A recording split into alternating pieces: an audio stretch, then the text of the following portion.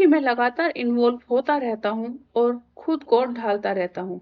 सही मायने में यह किताब भी खुद को ढालने की एक कोशिश है, क्योंकि यह मेरी सेल्फ हेल्प, सेल्फ इम्प्रूवमेंट किताब है।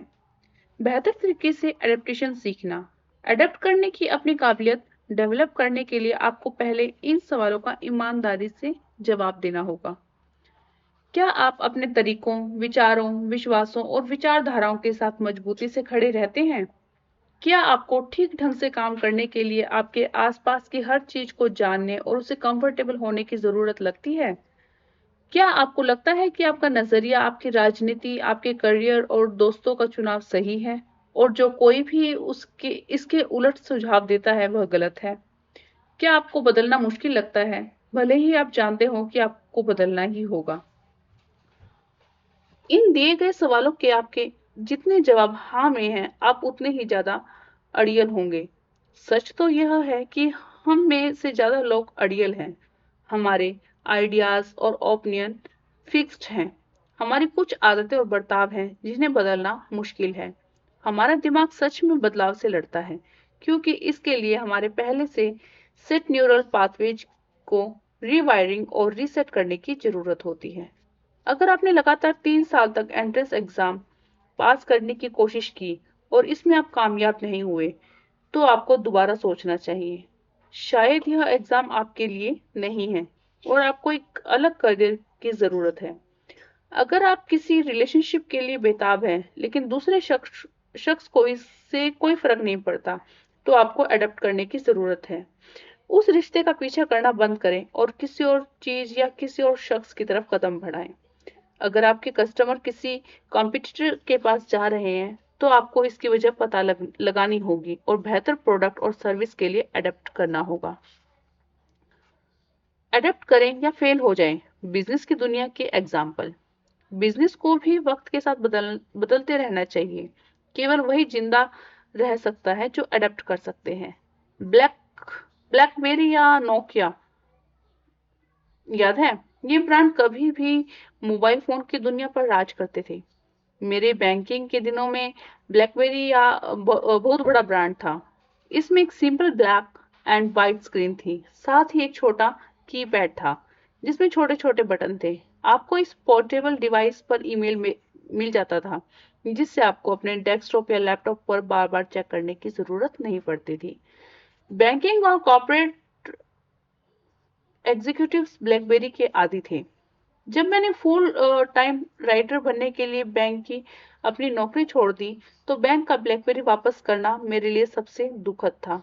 मुझे बैंक छोड़ने के उसी दिन एक पर्सनल ब्लैकबेरी खरीदना पड़ा, ताकि खालीपन मुझ पर हावी ना हो। आज ब्लैकबेरी लगभग खत्म हो चुकी है। यह एक ऐसी टेक कंपनी के लिए ऑयरा निकल है, जिसका जिसका महज 15 साल पहले दुनिया भर में राज था। नोकिया का भी यही हाल हुआ। आज उनकी मौजूदगी 2000 के दशक की शुरुआत में हर तरफ नोकिया दिखने के मुकाबले ना के बराबर है। नोकिया और ब्लैकबेरी टच स्क्रीन फोन के एडेप्टेशन से चूक गए और उन्होंने इसका खामियाजा भुगतना पड़ा। उन्होंने बाद में रेस में वापस आने की कोशिश की, लेकिन तब तक बहुत देर हो चुकी थी। ऐसे कई एग्जाम्पल हैं जब बड़ी कंपनियां इस खेल में हार गई और हर बार ऐसा एडेप्टेशन में नाकामी की वजह से होता है। हो सकता है कि हम बदलाव से नफरत करें, लेकिन हमें बदलना ही होगा। उदाहरण के लिए हम अभी भी इलेक्ट्रिक व्हीकल्स को आगे बढ़ता देख रहे हैं। वही ऑटो कंपनियां अगले 10 साल में कामयाब होंगी, जो अपने प्रोडक्ट्स को इस बदलाव के लायक बना सकेंगी। इस तरह आर्टिफिशियल इंटेलिजेंस को फ्यूचर के तौर पर देखा जा रहा है। लगभग हर टेक कंपनी और कई नॉन टेक कंपनियां को भी जिंदा रखने के लिए अपने कामकाज और प्रोडक्ट्स में आर्टिफिशियल इंटेलिजेंस को इंटीग्रेट करने के लिए एडप्ट करना होगा। क्या आपने खुद को ढाल लिया? हमें कई लोग पढ़ाई करते हैं, किसी सब्जेक्ट में डिग्री लेते हैं और उसी फील्ड में अपना करियर बनाने की उम्मीद करते हैं। हालांकि जिंदगी भर वन डिग्री, वन प्रोफेशनल वाले दिन अब चले गए। मान लीजिए कि आप डॉक्टर हैं, तो यह एक रिलेटिवली स्टेबल फील्ड और करियर है। आप एक ट्रेडिशनल डॉक्टर बने रह सकते हैं और शायद नौकरी भी कर सकते हैं। हालांकि आज सबसे अमीर डॉक्टर कौन है? वे लोग जिन्होंने मेडिसिन के साथ साथ बिजनेस को भी समझा है। जो डॉक्टर बिजनेस कर सकते हैं वे अपनी इनकम को कई गुना बढ़ा सकते हैं। वे डायग्नोस्टिक सेंटर, क्लिनिक चेन और ऑनलाइन मेडिकल सर्विस शुरू कर सकते हैं। इस तरह अगर आप ऐसी नौकरी में हैं जिसमें अच्छे पैसे नहीं मिलते और तनख्वाह में बढ़ोतरी भी कम है, तो आपको क्या करना चाहिए? आपको अडॉप्ट करने और उसी कंपनी में दूसरी बेहतर भूमिका की तलाश करने की जरूरत है, या आपको अपनी नौकरी बदलने की जरूरत है। इनमें से कुछ भी करने के लिए आपको नेटवर्किंग सीखने, अपने आप को पिच करने और अवसरों का पता लगाने के लिए खुद को अडॉप्ट करना होगा। अपने करियर को बेहतर बनाने का एक और ऑप्शन अपना बिजनेस शुरू करना हो सकता है। इसके लिए पूरी तरह से नए लेवल के एडेप्टेशन की जरूरत होती है। आपको अब तक अनजान काम में एंट्री करनी होगी, रेगुलर इनकम छोड़नी होगी और बिजनेस करना सीखना होगा। करियर के दायरे में बाहर एडेप्टेशन। जिंदगी में आपको अपने करियर के बाहर भी एडेप्टेशन की जरूरत होगी। जैसे जैसे आप बड़े होते जाएंगे आपका शरीर बदलता जाएगा। आपको अपनी सेहत को बचाने की जरूरत होगी। 20 से 30 साल की उम्र तक आप जंक फूड और कम नींद से काम चला सकते हैं। 40 साल की उम्र में आप ऐसा नहीं कर सकते। जो लोग अडेप्ट करते हैं वे अच्छी सेहत का सुख उठाते रहते हैं। जो नहीं करते उन्हें बाद में हेल्थ इश्यूज होने लगते हैं। रिश्तों में भी एडेप्टेशन की जरूरत होती है। 18 साल की उम्र में एक अच्छा बॉयफ्रेंड होना 38 साल की उम्र में एक अच्छा पति होना जैसा नहीं है। 18 साल की उम्र में आपको शायद बस फन और काइंड होने की जरूरत होती है। 18 साल की उम्र में मोटरसाइकिल चलाते हुए सैंडी को देखना उसे कूल मानने के लिए काफी हो सकता है। 38 साल की उम्र में सैंडी को और भी कुछ करने की जरूरत होगी। उसे अपने परिवार की देखभाल करने के काबिल होने की जरूरत है। क्या सैंडी का कैरियर अच्छा है? सेविंग्स कितनी करता है? क्या सैंडी घर खरीद सकता है? और तुम्हारा नाम सैंडी नहीं है, भाई संदीप है। अगर सैंडी अपने मोटरसाइकिल जर्नी से आगे नहीं बढ़ पाया और कामयाब करियर के लिए खुद को ढाल नहीं पाया, तो उसे 38 साल की उम्र में कूल नहीं माना जाएगा। एडेप्टेशन में मास्टरी। अडेप्ट करने की अपनी काबिलियत को बढ़ाने के लिए जितना मुमकिन हो सके बदलाव को अपनाना शुरू करें। मैं ऐसे लोगों को जानता हूं जो अपने खाने में भी बदलाव नहीं करते। मेरे कुछ अच्छे दोस्त हैं जो रोज भारतीय रोटी सब्जी के बिना नहीं रह सकते, यहाँ तक कि विदेश यात्रा में भी वे अपनी इस जिद को एक एसिड बना लेते हैं। मैं ऐसा ही हूँ बॉस, मुझे हर मील में दाल और दही के साथ रोटी चाहिए। दरअसल आपको ऐसे करने की जरूरत नहीं है।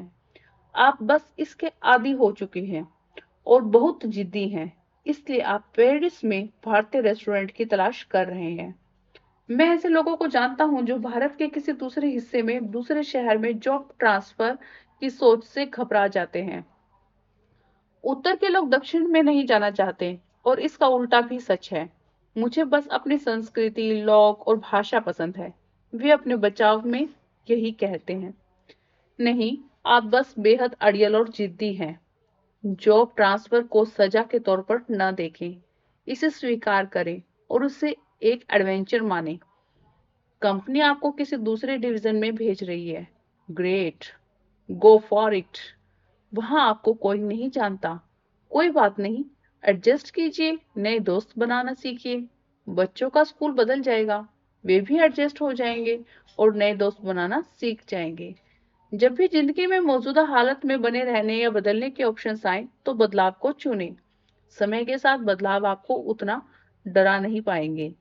अंत में आप कॉकरोच की तरह एडिक्टिव हो जाएंगे। कॉकरोच की तरह आप भी बदलाव को लेकर चिल हो जाएंगे और कहेंगे, चीजें बदल रही हैं, बढ़िया, बदलने दो, मैं एडजस्ट कर लूंगा। अब कुछ महत्वपूर्ण बातें। हो सकता है कि आपको बदलाव पसंद ना हो, लेकिन बदलाव से बचा नहीं जा सकता।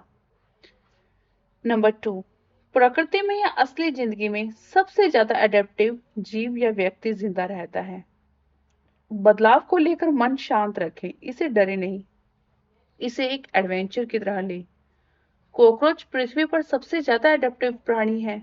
जिस तरह कॉकरोच कई लाख सालों तक जिंदा रहा और हर माहौल के हिसाब से ढल गया, उसी तरह आप अपने आसपास के बदलावों के हिसाब से ढल जाएं। कुछ भी बदल सकता है और बदलेगा। आपका करियर, रिश्ते, आपकी सेहत, आसपास का माहौल वगैरह। बड़ी बात यह है इसे पहचानें और खुद को इसके हिसाब से एडजस्ट कर लें। मुझे क्या बदलना चाहिए? विराज ने पूछा। मतलब? मैंने टोमेटो सूप का बॉल घुमाते हुए कहा। मैंने सबसे हल्का लंच ऑर्डर किया था, बस एक बॉल टोमेटो सूप और थोड़ा सा सलाद। 2 दिन पहले की 2 आइसक्रीम का गिल्ट अभी भी मेरे मन से नहीं निकला था। मैं कॉकरोच की तरह अडेप्ट करूंगा, लेकिन मैं किस चीज से अडेप्ट करूं? विराज ने पूछा। ये तुम्हें तय करना है। खुद से ईमानदारी से पूछो और जवाब खुद ही आ जाएगा। दुनिया तेजी से बदल रही है। अगर मैं डिलीवरी बॉय बना रहा तो मैं ज्यादा आगे नहीं बढ़ पाऊंगा। देर कभी नहीं होती, मैंने कहा। डिलीवरी बॉय बनने में कुछ भी गलत नहीं है, लेकिन अगर तुम्हें लगता है कि तुम इससे बेहतर कर सकते हो तो करो। हाँ, मुझे अडेप्ट करना चाहिए और एक नया करियर अपनाना चाहिए। शायद पढ़ाई करनी चाहिए, एक और डिग्री लेनी चाहिए। एक काम की डिग्री, विराज ने कहा और जाने के लिए खड़ा हो गया। गुड। मैं देख रहा हूँ कि तुम सोचने लगी हो। हाँ, मैं अपनी जिंदगी के बारे में सोचूंगा। मैं खुद से पूछूंगा, एक कॉकरोच क्या करेगा? नया रोल मॉडल? कुछ कुछ। हम कल इस बारे में बात करेंगे। कनेक्शन, यह नोवा नियम है। कनेक्शन, लोगों से कनेक्ट करना। तो याद रखिए, कॉकरोच बनो जो हर मुश्किल में जिंदा रहता है, हर प्रॉब्लम से निकलता है और कभी गिव अप नहीं करता। ये था रूल 8। अगले रूल में फिर मिलते हैं। अभी के लिए बाय। कॉकरोच बनो मतलब जिंदगी में चाहे कितनी भी टफ सिचुएशन आ जाए, आपने अपने आप को एडजस्ट करना सीखिए। हर चैलेंज में सरवाइव करने का जज्बा रखिए। यही है हमारा रूल नंबर 8। कॉकरोच बनो। प्रकृति में सबसे ताकतवर या सबसे बुद्धिमान जीवित नहीं रहता है, बल्कि वह जीवित रहता है जो बदलती परिस्थिति के अनुसार बदलाव करने की क्षमता रखता है। बदलते वक्त, हालात और हाथ में आए अवसर के साथ खुद को बदलें। केवल वही बचते हैं जो बदलाव की काबिलियत रखते हैं। कॉकरोच आपके अंदर क्या फीलिंग्स जगाता है? घिन? क्या आपको लगता है कि वे घिनौने हैं? बदसूरत, डरावने, घिनौने कीड़े? आप अकेले नहीं हैं। कोई भी कॉकरोच को पसंद नहीं करता। हालांकि मैं आपको इस जीव को अलग नजरिए से देखने पर मजबूर करूंगा। यह एक ऐसा जीव है जो मेरा रोल मॉडल हो सकता है। हो सकता है कि इस चैप्टर को पढ़ने के बाद यह आपका भी रोल मॉडल बन जाए। कॉकरोच और रोल मॉडल। क्या रोल मॉडल ताकतवर बाघों और बेखौफ शेरों की तरह नहीं माने जाते? या फिर शाही चील या बाज? कॉकरोच क्यों? इसे तो किसी को नीचा दिखाने के लिए भी इस्तेमाल नहीं किया जाता। मैं आपको बताऊंगा कि मैं कॉकरोच की तारीफ क्यों करता हूँ। ऐसा उनकी एक अमेजिंग क्वालिटी की वजह से है। कॉकरोच पृथ्वी पर उन जीवों में से है जो हालात के मुताबिक सबसे बेहतर तरीके से खुद को बदलते हैं। बदलाव करने की काबिलियत जिंदगी में बेहद महत्वपूर्ण है। जो परिस्थिति के अनुसार खुद को बदल सकते हैं, वे आगे बढ़ते रहते हैं। जो नहीं कर सकते, वे एक जगह पर अटक जाते हैं और उनका अंत हो जाता है। यह केवल मेरी थ्योरी और राय नहीं है, यह चीज नेचर में देखने को मिलती है। चलिए इस चैप्टर को शुरुआत में चार्ल्स डार्विन के कोट को फिर से देखें। प्रकृति में सबसे ताकतवर या सबसे बुद्धिमान जीवित नहीं रहता है, बल्कि वह जीवित रहता है जो बदलती परिस्थिति के अनुसार बदलाव करने की क्षमता रखता है। चार्ल्स डार्विन कोई मोटिवेशनल गुरु, बिजनेस लीडर या लाइफ कोच नहीं है। वो एक इवोल्यूशनरी बायोलॉजिस्ट थे। उन्होंने अपना जीवन दूर दराज के टापुओं पर जंगली जानवरों और नेचर की स्टडी करते हुए बिताया। उन्होंने एक बेहद खास बात पर गौर किया। प्रकृति को इस बात की परवाह नहीं है कि आप कितने तेज या ताकतवर हैं। अगर आप एडप्ट नहीं करते हैं, मतलब व्यक्ति की जरूरतों के मुताबिक खुद को नहीं बदलते हैं, तो आप खत्म हो जाएंगे। चलिए एक उदाहरण देखते हैं। कई लाख साल पहले पृथ्वी पर डायनासोर नाम के बड़े जानवर थे। इनमें से कुछ जानवर धरती पर सबसे बड़े थे, हाथियों से भी कहीं ज्यादा बड़े। कोई भी इनसे छेड़छाड़ नहीं कर सकता था। दुनिया पर उनकी हुकूमत थी। फिर बर्फ पिघलने लगी,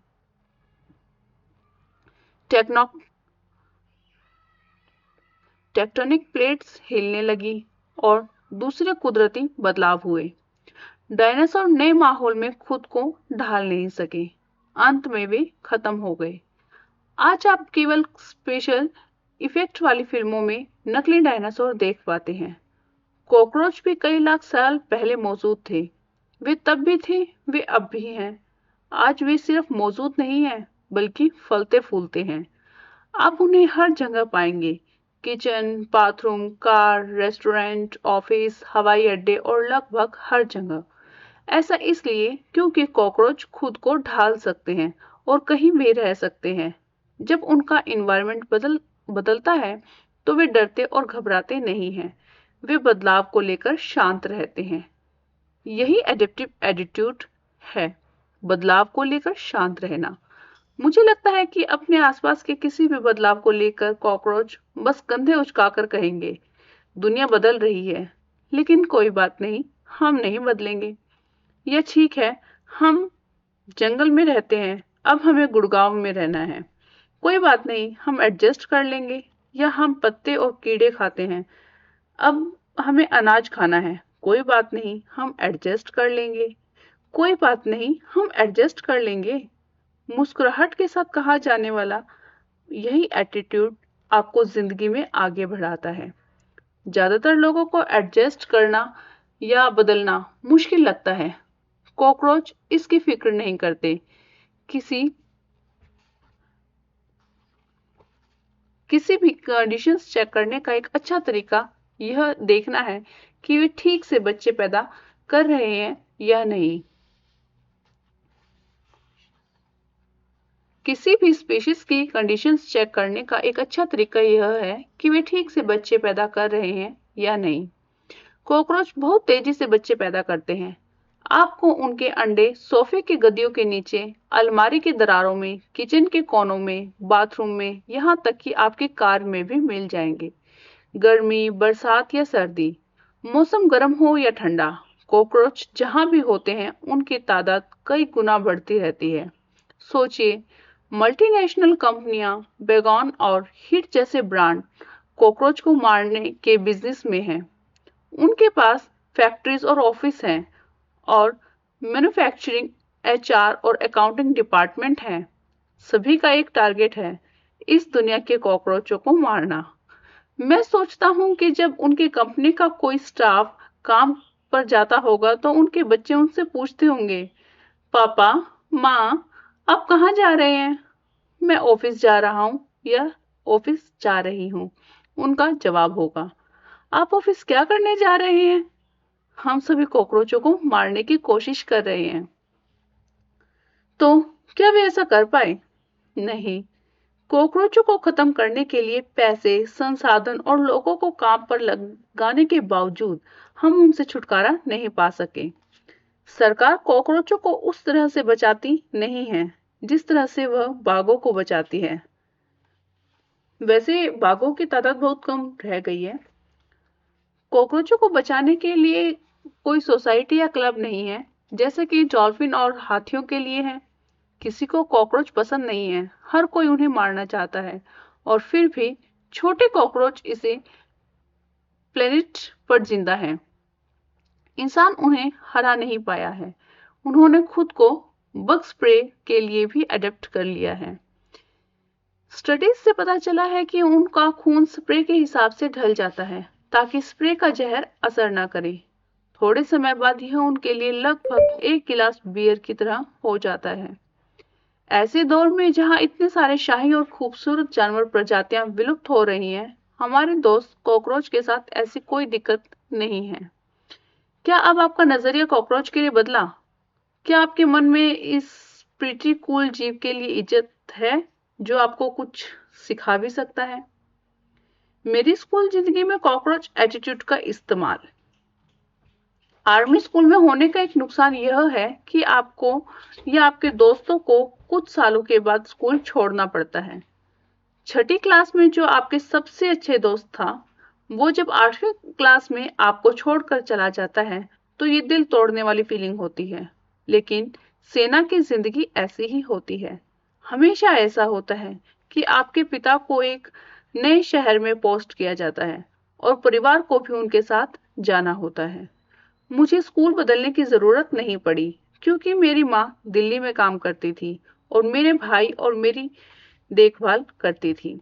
हालांकि मेरे कई क्लासमेट हर साल स्कूल छोड़ देते थे और उनकी जगह नए बच्चे ले लेते थे जो अभी अभी दिल्ली शिफ्ट हुए होते थे। अपने करीबी दोस्तों का चले जाना बहुत बुरा लगता था। यह इंटरनेट से पहले का दौर था।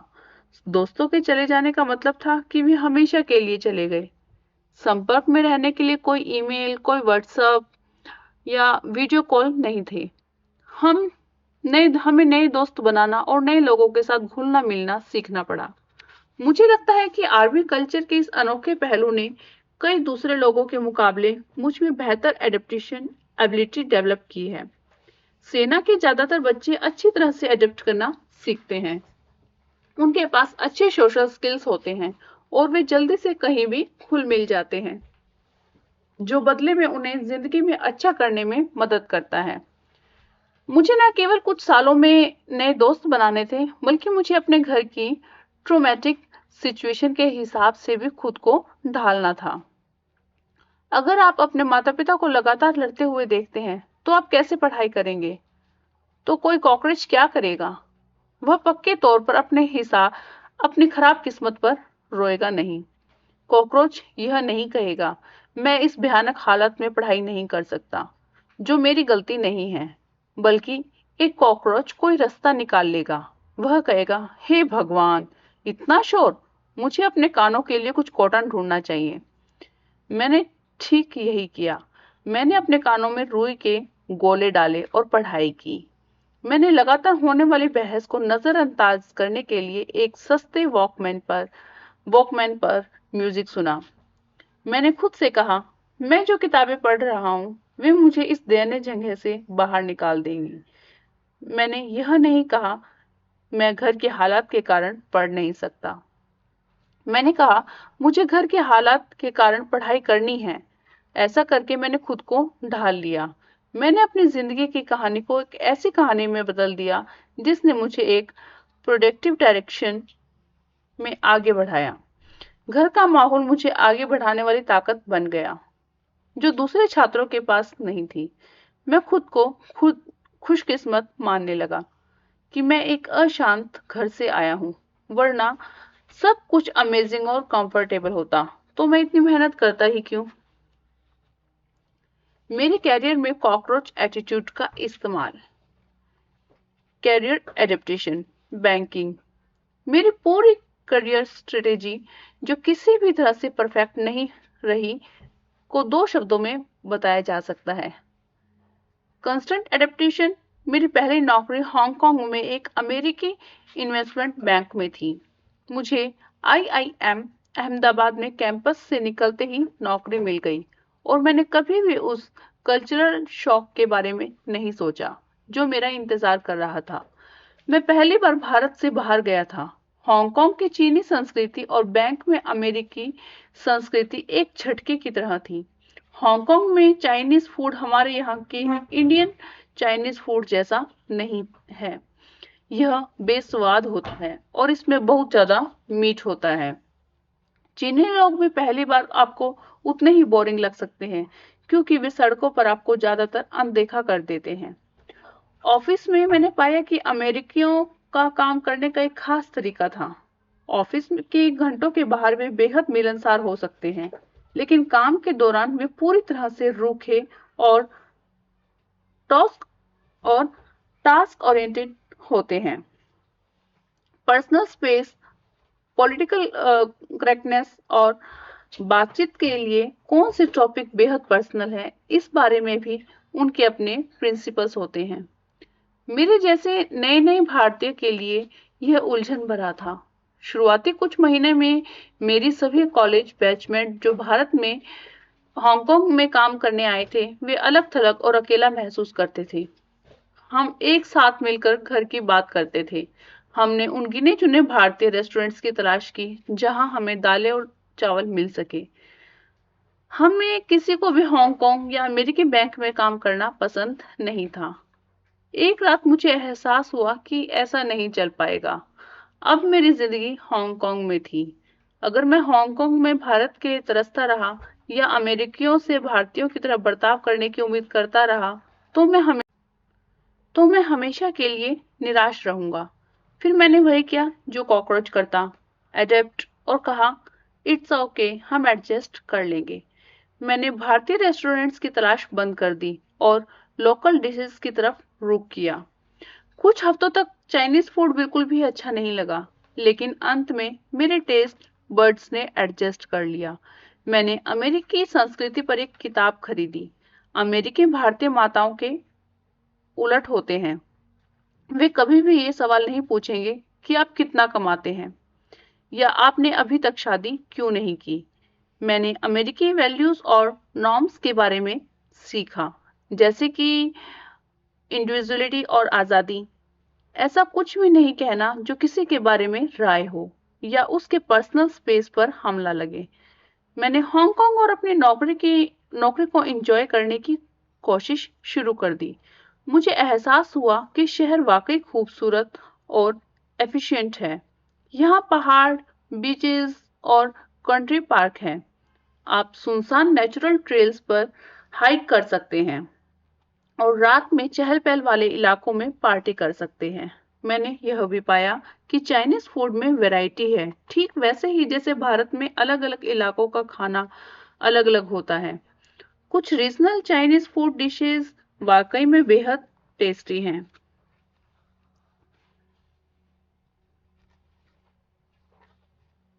मैं अमेरिकी दोस्तों का एक ग्रुप बनाने में भी कामयाब रहा। इन एडेप्टेशंस ने हांगकांग में मेरी जिंदगी को बहुत बेहतर बना दिया। उन्होंने मुझे 10 साल से ज्यादा वक्त तक एक अजनबी शहर में बैंकिंग करने में मदद की। Career adaptation, writing. मैं गोल्डमैन सैक्स में काम करता था, जो दुनिया के सबसे मशहूर इन्वेस्टमेंट बैंकों में से एक था। मेरा मेरी नौकरी से मुझे डॉलर में इनकम होती थी, फिर भी मुझे लगा कि मेरी जिंदगी में कुछ कमी है। यही वजह है कि मैंने किताब लिखने का फैसला किया। मैंने हाथी को खाया और बैंक में काम करते हुए ही अपनी पहली किताब पूरी की। उसके बाद मैंने इसे कई पब्लिशर्स को भेजा। सभी ने इसे रिजेक्ट कर दिया। उनमें से ज्यादातर ने यह बताने की भी जहमत नहीं उठाई कि ऐसा क्यों किया गया। अपनी रेगुलर जॉब में मैं एक इंटरनेशनल इन्वेस्टमेंट बैंकर था। बाद में पब्लिशिंग वर्ल्ड में मैं एक स्ट्रगलर था। उस वक्त इंग्लिश लैंग्वेज पब्लिकेशन में जो नाम बड़े थे, वे थे अरुंधति राय और विक्रम सेठ। वेस्टर्न कंट्रीज में उन दोनों को पहचाना जाता था और वे वहां कई अवार्ड्स जीत चुके थे। मेरी ना तो पहचान थी और ना ही मैं उनकी तरह लिखता था। मेरी किताब आईआईटी में 3 दोस्तों के बारे में थी जो कॉलेज में शराब पीते थे, गांजा पीते थे और मौज मस्ती करते थे। उनमें से एक प्रोफेसर की बेटी को डेट करता है और आईआईटी एकेडमिक बिल्डिंग की छत पर उसके साथ मस्ती करता है। कोई भी वेस्टर्न जूरी मेरी किताब को अवार्ड देने वाली नहीं थी, इसलिए इंडियन पब्लिशर्स को मेरी किताब में कोई इंटरेस्ट नहीं था। पहला रिजेक्शन आया, फिर दूसरा और फिर एक और। मैंने 10 पब्लिशर्स को किताब भेजी, 9 ने मना कर दिया, 10वें ने भी मना कर दिया। हालांकि उन्होंने मुझे कुछ कारण बताए कि किताब अपने मौजूदा रूप में क्यों नहीं चल सकती। मैंने किताब लिखने में 2 साल की मेहनत की थी, लेकिन मुझे 10 रिजेक्शंस देखने पड़े थे। इसे स्वीकार करना आसान नहीं था। मैं गोल्डमैन सैक्स में एक इन्वेस्टमेंट बैंकर हूँ। मैं आईआईटी और आईआईएम से पढ़ा हूँ। आप सभी मुझे कैसे रिजेक्ट कर सकते हैं? क्या तुम लोग मूर्ख हो? मैं उन पर चिल्लाना चाहता था।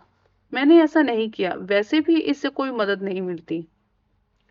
अंत में इस सवाल से मदद मिली, कोई कॉकरोच क्या करेगा? अगर कॉकरोच को किचन से भगा दिया जाए तो वह चीखेगा नहीं, वह बस अलमारियों के नीचे छिप जाएगा, सही वक्त का इंतजार करेगा और वापस आ जाएगा। अगर उसे फिर से भगाया जाए तो वह शायद दूसरे कमरे या घर में चला जाएगा, वह खुद को ढाल लेगा। मुझे एहसास हुआ कि मुझे भी ऐसा ही करना होगा। मुझे अपने ईगो को अलग रखना होगा और आईआईटीएन बैंकर और जो कुछ भी मैं तब तक था उसके बारे में अपने अहम को छोड़ना होगा। पब्लिशिंग की दुनिया में मैं कुछ भी नहीं था। मेरी किताब उन सैकड़ों मैन्युस्क्रिप्ट्स में से एक थी जो पब्लिशर्स की डेस्क पर हर महीने रखी रहती थी। हर नए लेखक को लगता था कि उसने एक मास्टरपीस लिख लिया है। पब्लिशर्स को इस बात की परवाह नहीं थी कि मैंने इस पर 2 साल काम किया है या 20 साल। कहानी इतनी पर्सनल है या मुझे यकीन था कि किताब चलेगी। उन्हें इस बात की परवाह थी कि उनकी इवैल्यूएशन कमेटी इसके बारे में क्या सोचती है। मैंने अपने प्राइड को पीछे छोड़ा और पब्लिशर को फिर से फोन करने की कोशिश की। ज्यादातर ने मेरी कॉल नहीं उठाई। 10वें पब्लिशर, जिसने मुझे रिजेक्शन की वजह बताई थी, ने मेरी कॉल का जवाब दिया। मैंने उनसे मिलने के लिए कहा, उनकी इच्छा नहीं थी। मैंने फिर से कोशिश की, उन्होंने मना कर दिया। मैंने उनसे पूछा कि क्या कोई और है जिससे मैं बात कर सकता हूँ, जो मुझे मेरी किताब पर ब्रूटल फीडबैक दे सके। उन्होंने अपने लेखकों में से एक शीनी एंटनी नाम की एक महिला का सुझाव दिया, जो मुझे ज्यादा डिटेल्ड फीडबैक दे सकती थी। मैं अपने मैन्युस्क्रिप्ट दिल्ली में शीनी को भेजी। उन्होंने इसे पढ़ा और मुझे बताया कि किताब में वाकई में कुछ भी काम का नहीं था। हालांकि उन्होंने मेरी राइटिंग को कहीं कहीं ह्यूमर दिखा। एक फनी बुक लिखो, शनि ने मुझसे कहा, इसे और ग्रिपिंग बनाओ। मेरी किताब रिजेक्ट करने वाले 10वें पब्लिशर ने कहा। जब मैंने उन पर और अधिक फीडबैक के लिए दबाव डाला, मैंने दोनों करने का फैसला किया। एक फनी और ग्रिपिंग किताब लिखना, इसका मतलब था नए सिरे से लिखना, 2 साल के काम पर डिलीट बटन दबाना। मैंने ऐसा किया। मैंने फिर से हाथी को खाया, इस बार फीडबैक के हिसाब से खुद को ढाल लिया। 1 साल बाद मेरे पास एक नई किताब थी। मैंने दोबारा लिखी किताब शीनी को भेजी और फिर इसे 10वें पब्लिशर के पास ले गई। दोनों को यह पसंद आई। पब्लिशर थी रूपा एंड कंपनी, और वो 5 पॉइंट समवन को छापने के लिए राजी हो गई। मैंने अगले 12 सालों में रूपा के साथ 9 किताबें छपवाई, जिनमें से हर एक मेजर बेस्ट सेलर बन गई। शीनी से मिले हुए 20 साल हो चुके थे। वो अभी भी मेरी किताबों को एडिट करने में मदद करती है और उनमें से हर एक की पहली रीडर है। वो पहली शख्स भी है जिनका मैं हर किताब के लिए एक्नॉलेजमेंट में जिक्र करता हूँ। मैं कभी कभी इस बारे में सोचता हूँ, क्या होता अगर मैं एडेप्ट नहीं करता और किताब को फिर से नहीं लिखता? क्या होता अगर मुझे लगता कि मुझे रिजेक्ट करने वाले सभी पब्लिशर्स लूजर्स हैं? क्या होता अगर मैं ब्रूटल फीडबैक ना मांगता? क्या होता अगर मैं हार मान लेता? अगर इनमें से कुछ भी हुआ होता तो मैं लेखक के तौर पर अपना करियर नहीं बना पाता। यह सब मेरे बदलने और अडेप्ट करने के लिए तैयार होने की वजह से शुरू हुआ। राइटिंग से आगे अपने काम का दायरा बढ़ाने के लिए एडेप्टेशन। एक लेखक के तौर पर मेरा करियर इंटरनेट के उभरने के साथ ही शुरू हुआ। जब मेरी पहली किताब रिलीज हुई, तब हमारी दुनिया में smartphone, social media, YouTube, OTT platform, Instagram reels जैसे short video content, influencer, WhatsApp, Zoom और ऑनलाइन शॉपिंग नहीं थी। आज ये सभी चीजें हमारी दुनिया पर हावी हो चुकी हैं। भले ही मैं एक लेखक के तौर पर कामयाब था, लेकिन मुझे एहसास हुआ कि सिर्फ किताबें लिखना ही मेरे लिए रिलेवेंट बने रहने और भारत के नौजवानों से जुड़े रहने के लिए काफी नहीं होगा। मुझे ज्यादा लोगों तक पहुंचना था। इसके लिए मुझे फिर से दूसरी नई इंडस्ट्रीज के साथ तालमेल बिठाना पड़ा। मुझे बॉलीवुड में जगह बनाने के लिए सीखने पड़े, जिसने फिर मेरी किताबों को एडेप्ट करके फिल्में बनाई और मुझे घर घर में मशहूर कर दिया। समय के साथ मैंने अडेप्ट करके अखबारों में कॉलम लिखना, टीवी शो में काम करना, स्टेज पर मोटिवेशनल बातें करना, ओटीटी शोज का हिस्सा बनना, सोशल मीडिया पर मौजूदगी को मैनेज करना और यूट्यूबर बनना भी सीखा। इन सब की वजह से मैं भारत के कई दूसरे लेखकों से ज्यादा मशहूर हो गया। साहित्य के जानकार आपको बता सकते हैं कि चेतन भगत सबसे अच्छे लेखक नहीं हैं। वे सही हैं, मैं सबसे अच्छा लेखक नहीं हूँ, लेकिन मैं बेस्ट सेलिंग लेखक हूँ। और ऐसा इसलिए है क्योंकि मैं लगातार